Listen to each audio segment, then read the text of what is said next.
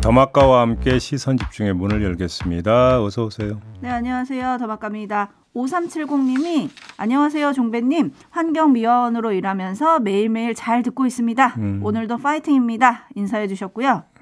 6470님은 오전 7시 30분부터 오후 4시까지 일하는 직장인입니다. JB타임을 늘 청취하고 있어요. 늘 감사합니다. 속이 후련해지는 시간입니다.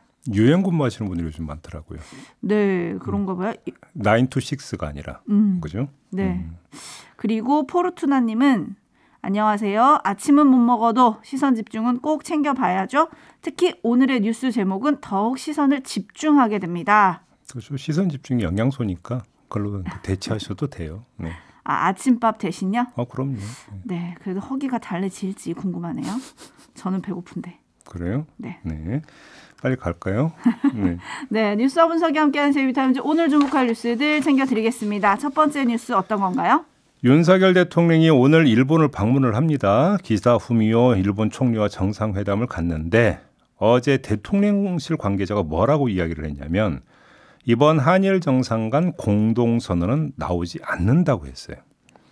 2018년 이후 불편한 관계가 증폭되고 여러 불신이 가중됐고 그 이후 처음 만나는 자리에서 입장을 총정리하고 정제된 문구를 담기에는 시간이 부족하다. 이런 이유를 댔고요. 한일 간 새로운 미래를 여는 구상이나 합의사항을 협의하고 준비하는 준비위를 만들 수 있다. 그렇게 해서 이번에 기대하는 한일 공동선언을 더 알차고 내실 있게 준비해 다음 기회에 발표할 수 있다. 이렇게 말한 겁니다. 다음 기회라고 합니다. 그리고 한마디 더 했는데요. 기시다 후미오 일본 총리가 여름 한국을 방문할 수 있다는 일본 언론 보도와 관련해서 일본이 어떻게 결정할지는 더 지켜봐야 한다고 생각한다. 이렇게 이야기를 한 겁니다. 공동선언 없고 기시다 총리가 올지는 일본이 어떻게 결정하는지를 봐야 한다. 네. 의미를 좀 짚어봐야 될 것 같은데요. 정상회담은 이른바 맨땅에 헤딩하는 자리가 아니지 않습니까? 사전에 실무선에서 어떤 의제를 올릴 건지 그리고 그 의제에 대해서 어떻게 합의를 할 건지를 미리 다 조율을 한 다음에 열리는 게 정상회담이거든요. 근데 어제 시점에서 대통령실 관계자가 이렇게 이야기를 했다? 이러면 손에 쥐는 성과가 별로 없을 수도 있다라는 해석으로 연결이 될 수밖에 없습니다. 왜냐하면 어제 시점에서는 거의 모든 게 조율된 끝이라고 봐야 되는 것이기 때문인 거죠. 그리고 끝에 그러니까 다다랐기 때문에 대통령실 관계자도 저렇게 얘기를 했던 거 아니겠습니까? 그러면 여기서 제가 좀 한번 환기시켜드리고 싶은 게 정부가 강제동원 해법이라고 하는 걸 발표를 했을 때 우리 국내에서 그리고 다른 데도 아니고 보수 진영에서 전망한 것이 두 가지가 있었습니다. 하나는 최소한 기시다 총리가 김대중 오부지 선언 계승 정도는 직접 언급할 것이다 라고 하는 전망 섞인 기대를 내놨고 둘째, 이걸 계기로 양국 정상의 셔틀 외교가 정상화될 가능성이 높다. 이런 기대 섞인 전망을 내놨거든요. 그런데 이 두 가지 모두 실현되지 않는다라는 뜻을 지금 대통령실 관계자의 말에는 담겨 있는 거 아니겠습니까? 그러면 성과가 뭐냐라는 얘기를 다시 안 물을 수가 없는 거잖아요. 물론 한 가지 가능성은 배제를 할 수가 없겠죠. 이렇게 이야기를 했다가 뭔가 깜짝 나오는 부분들. 뭐 일본에서 뭔가를 전격적으로 발표해서 극적 효과를 더 높이는 방안들. 뭐 이런 것들을 갖고 저런 이야기를 했다면 모르겠지만 대통령실 관계자의 어제 발언이 있는 그대로 이야기한 거라면 이런 지적을 안 할 수가 없다. 이런 말씀을 드리는 겁니다. JB가 잘 쓰는 말 있잖아요. 100번 양보해서 100번 양보해서 조금 신중한 발표를 한 거다. 이렇게 기대를 한번 해볼까요? 어차피 이제 오늘 뭐 뚜껑 열리는 거 아니겠습니까? 좀 지켜봅시다. 네. 네, 근데 어제 대통령이 이제 일본 신문과 인터뷰를 하지 않았습니까? 거기서 일본을 방문하게 된 것 자체가 큰 진전이다, 성과다. 이렇게 얘기를 했고 오늘 아침 조간들도 많은 언론들이 셔틀 외교 복원이라고 쓰더라고요. 그러니까 제가 조금 전에 일본이 전격적으로 무언가를 발표할 가능성은 배제할 수 없고 남겨두자라는 이야기를 했잖아요. 결국은 기시다 총리의 입에 모든 성패가 달렸다? 그렇죠. 뭐 그러면서 어찌 뭔가 그러니까 극적으로 뭔가 관계가 진전되는 어떤 이런 장면을 연출하기 위해서 뭐 올 여름에 방문한다 이런 얘기를 뭐 또 발표할 수도 있겠죠. 그런데 셔틀 외교 복은 다 좋고 한데요. 셔틀 외교를 하는 이유가 뭡니까? 양국 관계의 진전, 발전을 위해서잖아요. 그리고 정부가 얘기하는 미래. 그렇죠. 그런데 그러려면 뭔가 만나서 뭔가 나오는 결과물이 있어야 될 거 아닙니까? 이게 중요한 거잖아요. 그렇죠. 만남 그 자체가 중요하다. 뭐 그것도 제가 뭐 어느 정도는 인정을 하겠습니다만 상견례하는 자리는 아니잖아요. 상견례는 이미 했잖아요. 했죠. 두 정상 간에. 그럼 뭔가 더 진척된 내용이 나와야 되는 거 아니겠습니까? 국민으로서 주문하기 위해서 이런 말씀을 드리는 겁니다. 네, 오늘 결론이 나니까요. 좀 저녁에 지켜보도록 하시죠. 예. JB타임즈 다음 주목할 뉴스는 어떤 겁니까? 한덕수 총리가 엊그제 국무회의를 주재한 뒤에 국무위원들을 질책을 했다고 합니다. 이른바 노동시간 유연화 논란에 대한 국무위원들의 안일한 여론 대응을 문제 삼았다고 하는데 노동시간 정책에 대한 비판이 커뮤니티를 달구는데 며칠간 아무런 대응을 하지 않았다. SNS 여론을 바로 파악하고 즉각 대처해야 한다. 이렇게 지적을 했다라는 겁니다. 그러면서 과거 사례를 끌어와서 언급을 했다고 하는데 지난해 8월에 5세 초등학교 입학하는 요 방안 내놨다가 엄청난 논란 빚어졌던 거 기억나시죠? 나죠. 이 사태가 터졌을 당시 맘카페와 SNS 여론을 보고받고 박순애 당시 사회부총리에게 국민이 불안하지 않도록 의견을 경청하라는 공개 지시를 자신이 내린 걸 환기시켰다는 겁니다. 그러니까 이때 총리로서 자신은 여론 대응에 되게 기민하게 했는데 근데 교육부나 이런 데는 그러지 않았는데 이런 식으로 하면 곤란하다. 이런 취지의 이제 질책이었다는 것이죠. 근데 이번에도 총리가 그러면 조금 일찍 지시를 이런 걸 하셨으면 어땠을까요? 바로 여기서 한번 이런 말씀을 드리고 싶은데요. 기민하게 대응을 하지 왜 못했느냐 이런 질책이라고 한다면 기민한 대응이라고 하는 것들이 뭐겠습니까? 두 가지로 구성이 되겠죠. 첫째, 기민한 상황 파악. 둘째, 기민한 여론 대응. 이거 아니겠습니까? 자, 여기서 첫 번째 지적 들어가겠습니다. 그럼 한덕수 총리는 잘했느냐라는 반문을 던지겠는데요. 지난해 영빈관 신축 예산 878억 원이 새해 예산안에 포함된 사실이 알려져서 논란이 크게 일었고 이때 한덕수 총리가 뭐라고 했는지 기억나십니까? 신문 보고 알았다. 신문 보고 알았다고 하지 않았습니까? 그 당사자가 바로 한덕수 총리인데 그것도 자신이 주재한 국무회의에서 통과된 예산안을 두고도 신문 보고 알았다고 한 주인공이 바로 한덕수 총리거든요. 가장 기초적인 상황 파악조차 되지 않았다는 자기 고백과 다를 바가 없었는데 이랬던 한덕수 총리가 기민 대응을 주문했다는 점을 일단 환기를 시켜드리겠습니다. 이게 첫 번째 지적이고요. 두 번째 지적은 이번엔 정반대인데 노동시간 유연화 방안에 대한 노동계의 반발은 신문만 보고도 알 수 있는 거였습니다. 굳이 커뮤니티 찾아서 할 이유도 없었다라는 겁니다. 제가 드리고 싶은 말씀은. 이번에 신문만 봐도 됐다? 그랬던 사안인 거죠. 굳이 커뮤니티나 SNS에 의지하지 않아도 상황 파악이 얼마든지 됐던 일. 그러니까 문제의 본질은 대응의 기민함이 아니라 정책의 방향성이었던 것이죠. 그런데도 역시 여론 대응을 주문하고 나섰다라고 하는 것은 어떻게 해석을 해야 되는 거냐?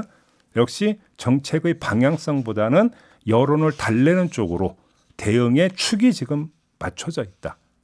내용 수정보다는 홍보 쪽으로 역시 무게중심이 쏠려 있다라고 하는 자기 고백이다. 이거는. 이렇게 봐야 되는 거 아니겠습니까? 네, 저희가 어제도 짚었지만 사실 이런 정책을 내기 전에 미리미리 국민들 여론도 좀 물어보고 그죠? 네, 의견도 좀 청취하고 사실 그랬으면 이 난리가 나지 않았을 텐데요. 국민이 이렇게 반발하지 않았을까라는 생각이 들기도 하고. 내용을 조금 좀 만지고는 있는 것 같아요. 오늘 조간을 보니까 최대 69시간이 아니라 64시간. 뭐 이런 방안을 뭐 검토하고 있다는 보도가 이제 나오기 시작을 했던데 69시간하고 64시간은 뭐가 그렇게 다릅니까? 아유, 5시간 차이? 네?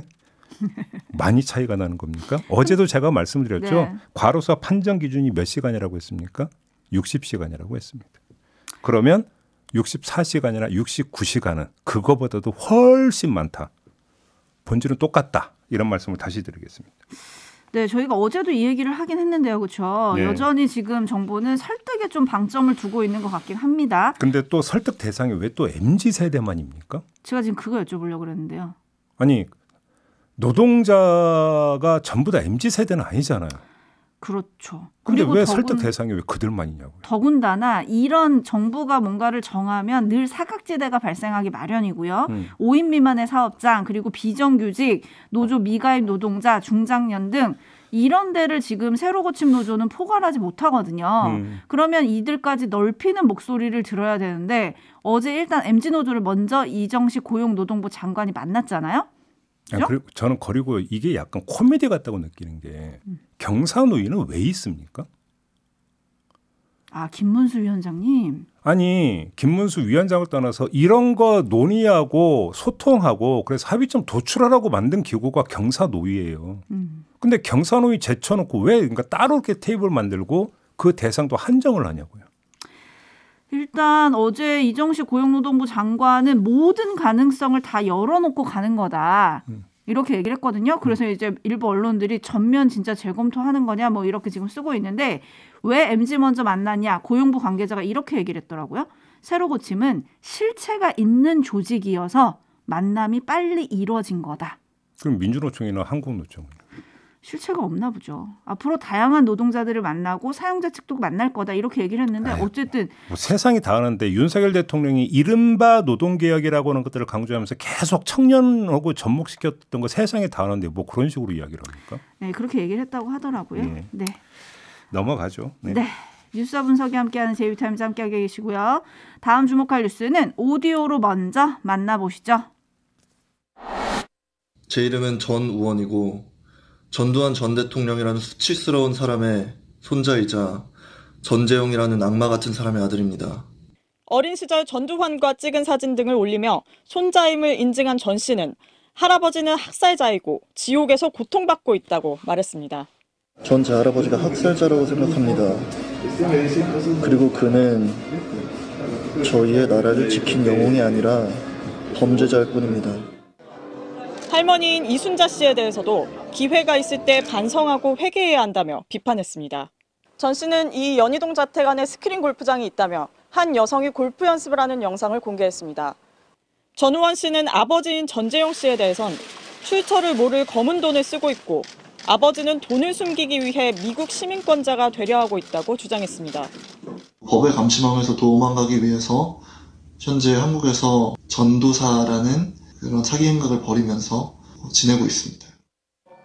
미국 뉴욕에 거주하며 한 회계법인에서 일하는 전 씨는 MBC와의 통화에서 법으로 이들을 심판하기 어렵다고 생각해 이같이 폭로했다고 말했습니다. 법이 그들을 심판하지 못해요. 법은 약자의 편에 있지 않습니다. 강자의 편에 있어요. 그러니까 제가 국민들에게 보여드리는 겁니다. 또 자신도 마약을 복용했고 성범죄자라고 실토하면서 수사에 응하겠다고 말했습니다. 네, 그러면서 비자금 의혹도 제기를 했습니다. 미국 캘리포니아의 전 씨 일가가 소유한 와인 양조장도 있고 할아버지가 계실 때 현금 다발도 받다 이런 얘기를 했는데요. 마저 들어보시죠. 와이너리는 정말 천문학적인 돈을 가진 자가 아니고선 들어갈 수 없는 사업 분야입니다. 검은 돈의 냄새가 납니다.